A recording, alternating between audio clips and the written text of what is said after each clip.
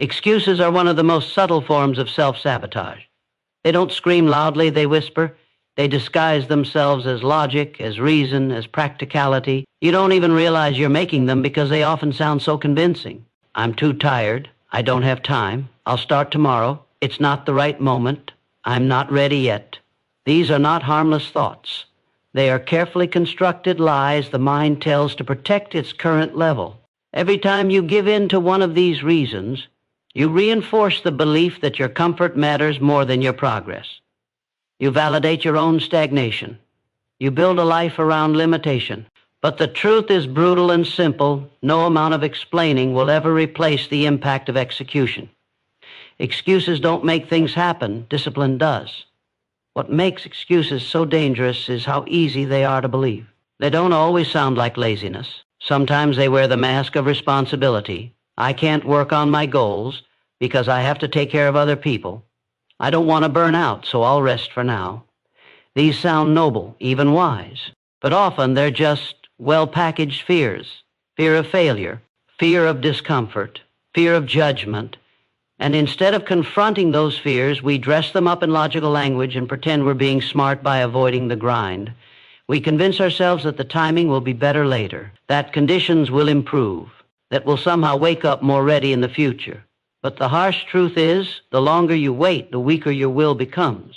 Excuses don't stay small, they grow, they multiply, they take root in your mind and become your identity. Every time you choose the excuse over the effort, you are telling yourself, I'm not capable right now.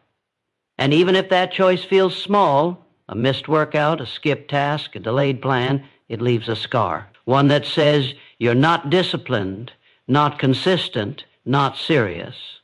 You train your subconscious to expect failure. You create mental pathways that lean toward quitting, avoiding, hesitating. This is why people feel stuck for years. Not because they aren't talented or capable, but because they've made excuses so often they no longer trust themselves to follow through. They've rehearsed quitting so many times that it has become automatic. They have forgotten what it means to fight through resistance, to do what needs to be done no matter what. Real growth begins the moment you stop lying to yourself. The moment you confront your excuses and call them what they are, distractions in disguise. It's not about blaming yourself or feeling guilty. It's about waking up to reality. Nothing meaningful has ever been built on a foundation of comfort. Greatness requires effort, and effort often requires discomfort. Discipline is not about always being strong or fearless. It's about recognizing your own patterns of avoidance and deciding in spite of them to act. It's about choosing to move forward even when your mind begs you to sit still. You don't eliminate excuses by debating them, or you destroy them by doing what they're trying to stop you from doing. If you wait for the excuses to disappear before you take action, you'll wait forever. They don't go away, they adapt, they evolve. You have to move in spite of them. You have to create a new internal standard, one where doing what needs to be done becomes non-negotiable. This doesn't mean being perfect.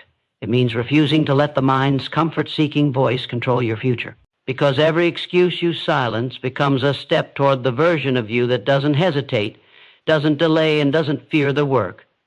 That version of you is not born through inspiration. It's forged through decision. The decision to stop explaining why you can't and start proving that you can. Most people spend their lives waiting to feel inspired, waiting for a spark, waiting for a wave of motivation strong enough to carry them through the hard work. But motivation is like weather, unpredictable, inconsistent, and unreliable. It comes and goes, and if you build your habits around it, you'll live in a cycle of starting and stopping, excitement and burnout.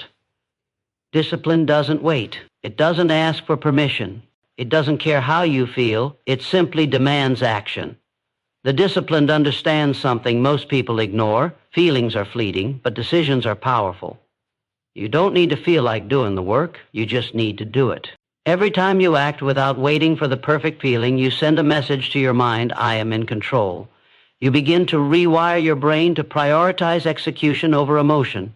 You stop relying on external energy and start creating internal power. The shift is subtle, but life-changing. You stop being a victim of mood swings and start becoming a master of your habits. That's what separates disciplined people from those who struggle. It's not genetics. It's not luck. It's their willingness to do the boring, repetitive, difficult tasks, even when their mind screams for comfort. It's easy to show up when you're inspired. It's easy to try hard when things feel exciting. But the person who shows up when it's dull, who puts in the reps when no one's watching, who stays consistent even when they're exhausted, that's the person who builds something unshakable. That's the person whose life changes. Discipline is not born in moments of excitement. It's born in the quiet hours of commitment, when no one is cheering, when no rewards are guaranteed, and when the only voice you hear is the one inside you that says, "Keep going." And that voice only grows stronger the more often you obey it, especially when motivation is nowhere to be found. Everything you want, every goal, every transformation, every breakthrough is created in the present, not in the fantasy of the future. People often talk about the life they want as if it's something separate from them, something that exists in another time, another version of themselves. But the future is not a mystery waiting to be revealed. It's a product of what you do today. Every decision you make right now is casting a vote for the kind of life you will live later. If you want to be disciplined tomorrow, you have to practice it today. If you want strength, clarity, confidence, they don't magically appear down the road. They are built, one small act of discipline at a time. The mistake most people make is believing that greatness is about big moments.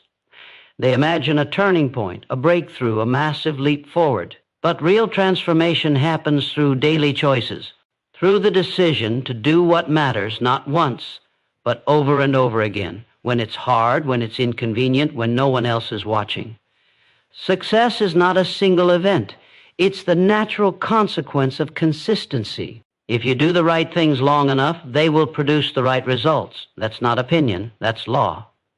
And if you're not where you want to be, it's not because you're lacking potential. It's because somewhere along the way, the daily actions didn't match the desired outcome.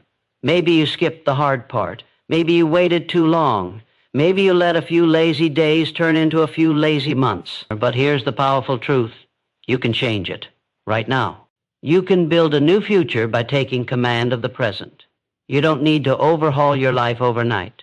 You just need to stop treating today like it doesn't matter, because it does. Your future is quietly being shaped by every habit, every choice, every moment of discipline you commit to, starting now. Your mind is always looking for a way out. It wants comfort, not growth. It wants ease, not challenge. It will present you with 100 perfectly rational reasons to delay, postpone, or walk away. And if you give that voice any room to speak, it will take over. It will talk you out of your workouts. It will convince you to scroll instead of study. It will say you deserve a break before you've earned one.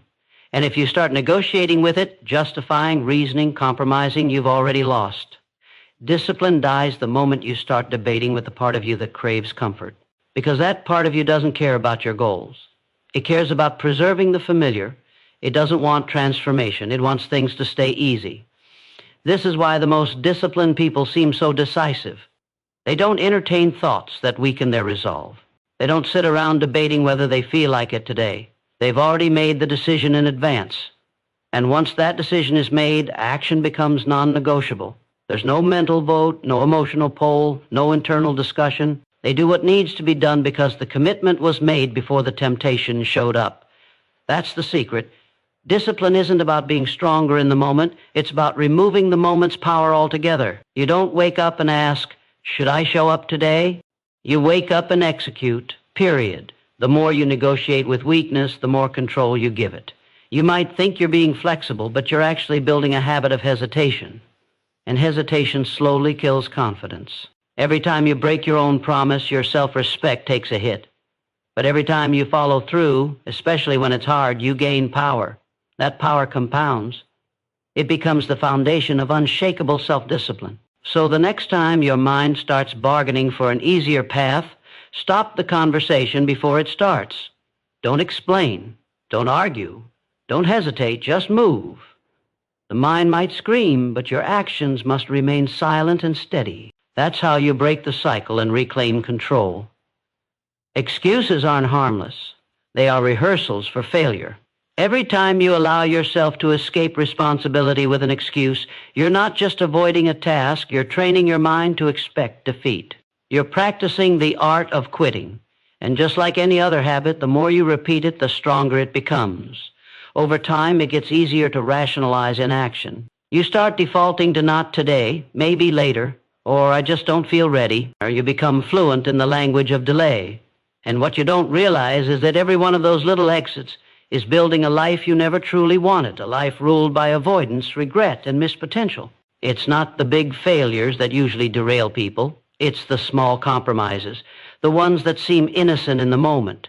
Skipping one workout, sleeping in just a bit longer, delaying a goal because you're waiting to feel more prepared. These decisions might not seem like much on their own, but compounded over weeks, months, and years, they shape your identity, and worse, they shape your belief system. You begin to believe you're inconsistent. You begin to believe you can't follow through, and belief drives behavior.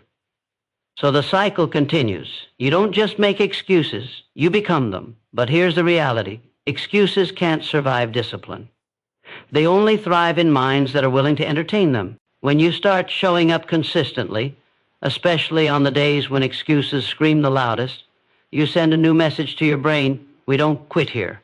And that message changes everything. You begin to break the pattern. You replace hesitation with habit. You replace the mental noise with quiet, steady action. You stop searching for reasons to stop and start creating reasons to continue. And in doing so, you rewrite the story you tell yourself.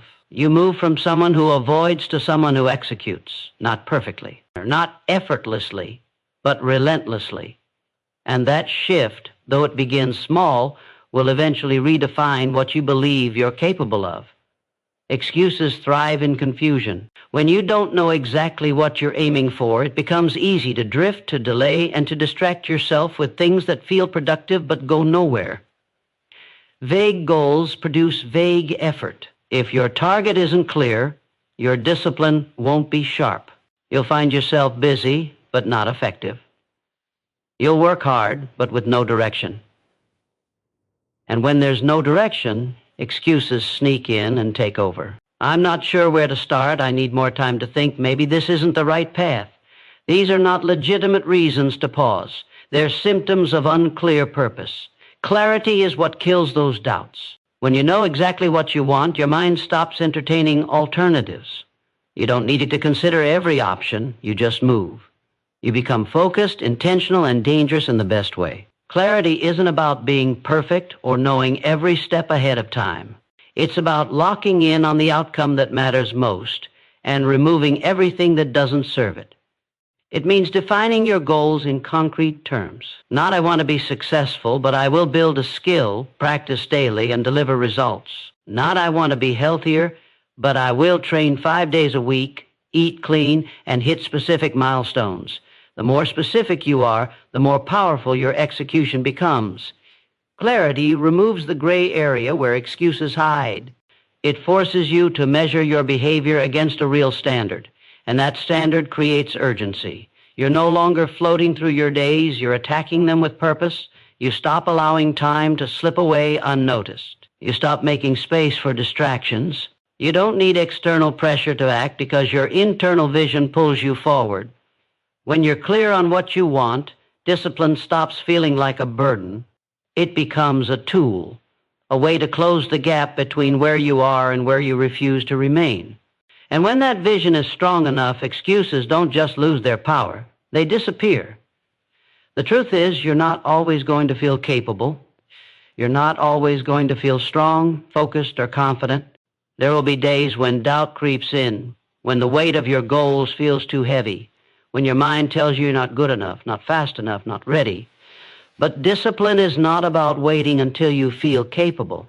It's about moving anyway. It's about proving to yourself, through consistent action, that you don't need to feel perfect to make progress.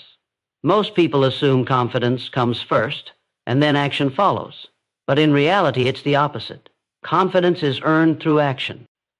The more you act in spite of doubt, the more you begin to realize that your feelings don't define your future. Your choices do. Discipline is not the absence of fear, weakness, or insecurity. It's the decision to keep moving while carrying all of those things. It's refusing to let temporary emotions become permanent barriers. This is the difference between those who grow and those who stay stuck. The ones who grow learn how to walk through discomfort, not avoid it. They understand that emotional resistance is a natural part of the process, not a reason to stop. They don't wait to feel like winners. They act like winners long before they feel like one. And slowly that identity begins to take hold. That's the power of discipline. It transforms how you see yourself.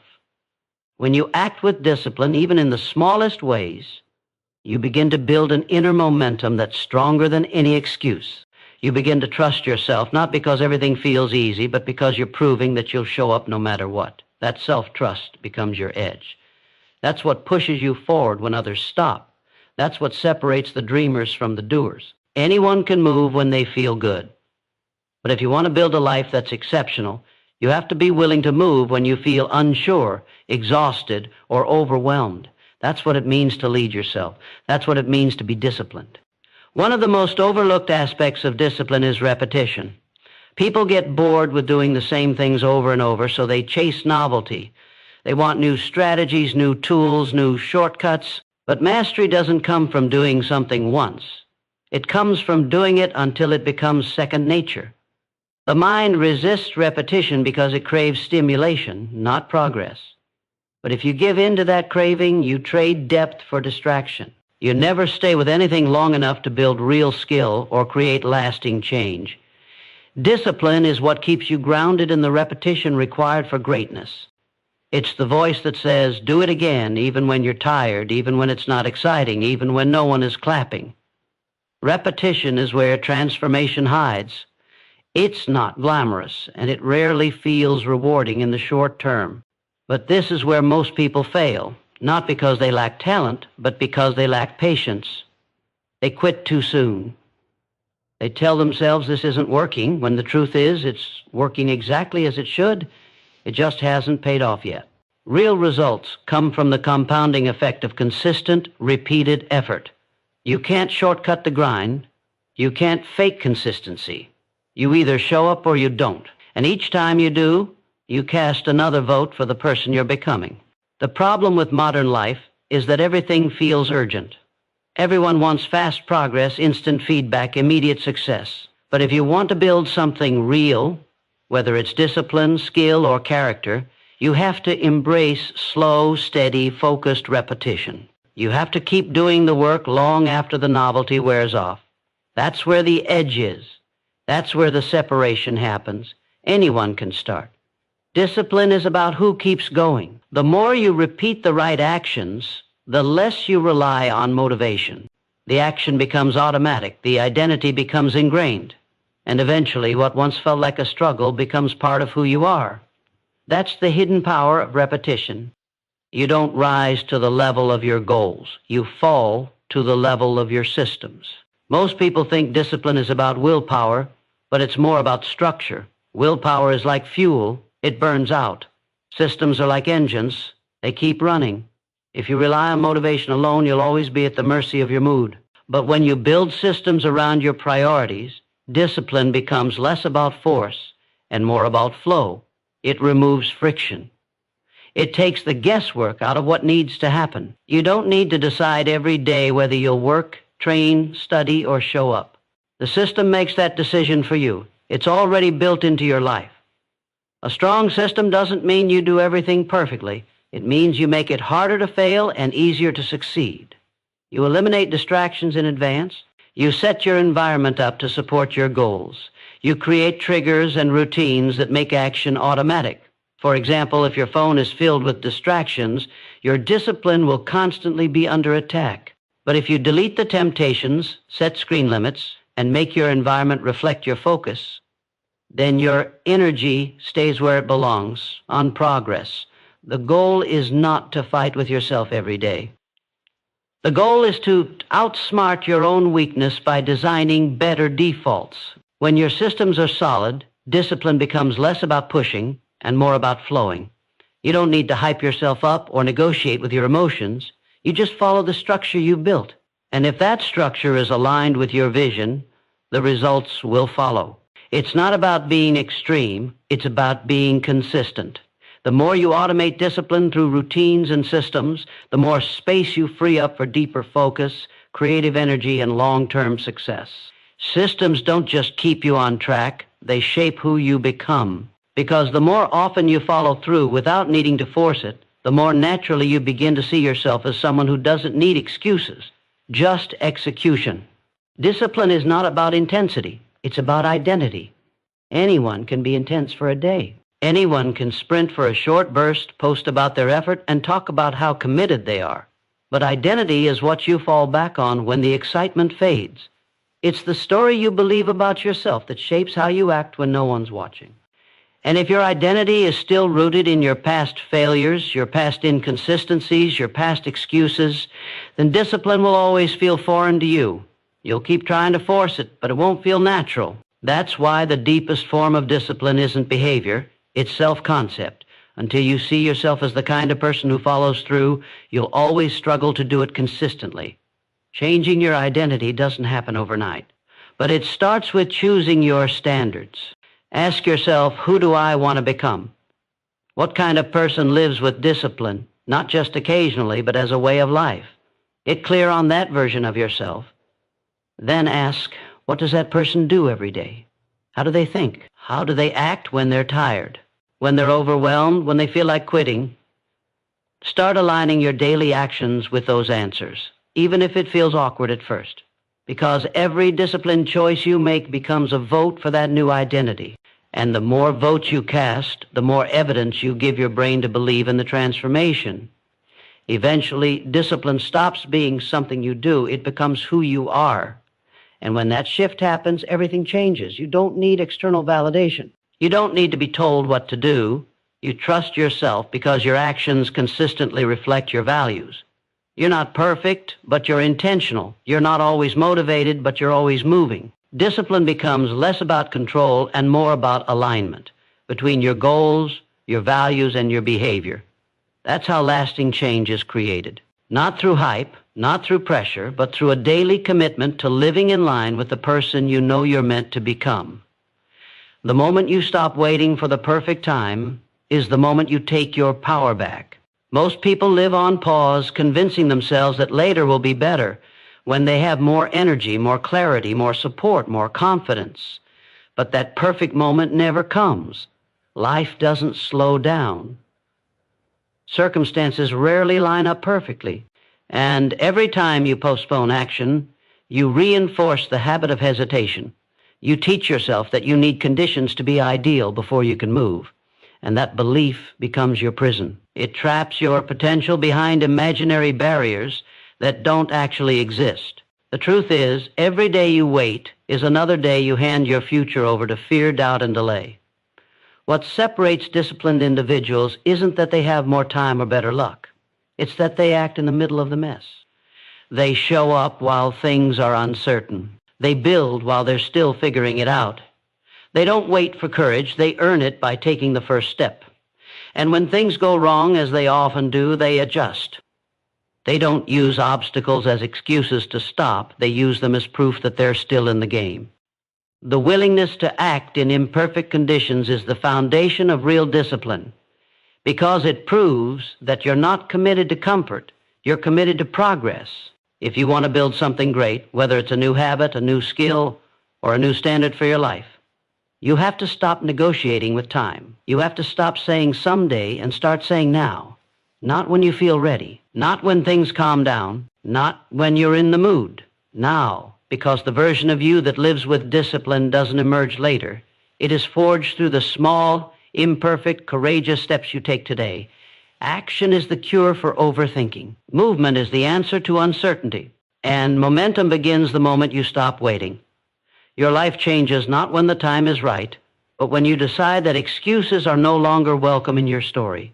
There will always be a voice in your head whispering that you're not doing enough, that you're too far behind, that others are more disciplined, more focused, more prepared. But comparison is a trap. It blinds you to your own path and distracts you from your own progress.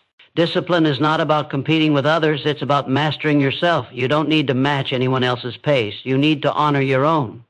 The only race that matters is the one between who you were yesterday and who you are willing to become today. That is the standard, or that is the measure. Progress isn't proven in flashes of greatness.